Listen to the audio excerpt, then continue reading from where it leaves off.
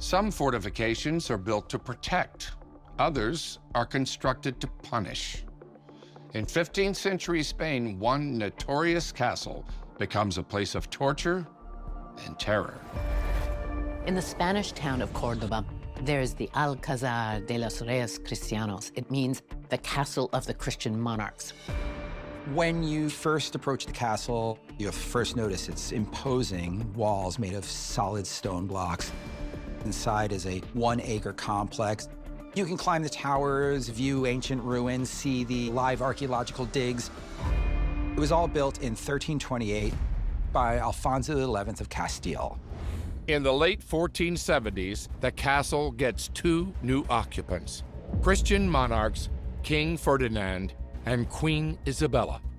As Ferdinand and Isabella's seat of power, the castle sees some pretty important moments in history.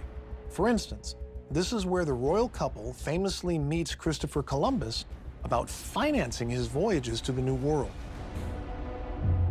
But in 1499, the palace starts to serve a much darker purpose. The king and queen donate the castle to the Catholic Church. And the reason they need to do this is because the church needs a Cordoba headquarters for the infamous Spanish Inquisition. The Spanish Inquisition is a 350-year period of religious persecution that started around 1478, during which Spain's monarchs collude with the church to unite the country by making Catholicism the nation's only religion, by force. The castle is renovated to accomplish this mission. So they take this fortress, constructed to keep invaders out, and they turn it into a prison to keep religious dissenters in. They build a new tower called the Tower of the Inquisition. And this is where the main interrogation rooms and prison cells are located. The cells are positioned around a central courtyard of the western wing of the building. The baths are turned into torture cells, into places of interrogation. The balcony where you're supposed to survey who's coming at you is now meant to survey who's trying to escape. Leading the charge here is head inquisitor Diego Rodriguez de Lucero. According to the church, Lucero's job is to root out heretics.